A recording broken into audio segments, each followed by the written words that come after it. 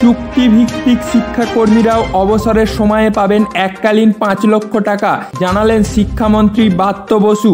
আশাকর্মী, civic volunteer, village police এরা সকলেই অবসরের সময়ে এই সুবিধা যে পাবেন তা আগেও জানিয়েছিল নবান্ন।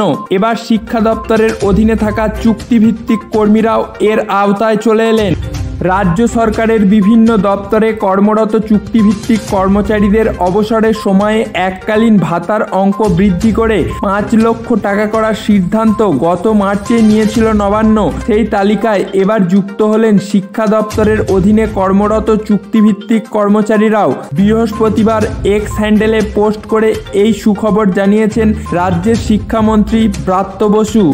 এক্স হ্যান্ডেলে ব্রাত্য বসু লিখেছেন, এই সুবিধা পাবেন প্যারা টিচার, একাডেমিক সুপারভাইজার, চুক্তিভিত্তিক উচ্চ মাধ্যমিক শিক্ষক এবং এসএসকে এবং এমএসকের কর্মীরা। সরকারি বিজ্ঞপ্তিতে বলা হয়েছে 1 এপ্রিল 2024 থেকেই কার্যকর হবে, অর্থাৎ 1 এপ্রিল থেকে এ পর্যন্ত যাদের অবসর হয়েছে তারাও এককালীন ভাতার বর্ধিত অঙ্ক পাবেন।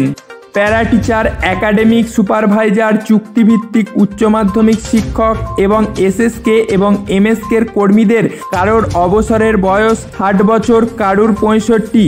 এতদিন কেউ পেতেন 2 লক্ষ টাকা, কেউ পেতেন 3 লক্ষ টাকা, এবার তা বৃদ্ধি করে করা হলো 5 লক্ষ টাকা। সব মিলিয়ে কয়েক হাজার চুক্তিভিত্তিক শিক্ষাকর্মী এর সুবিধা পাবে।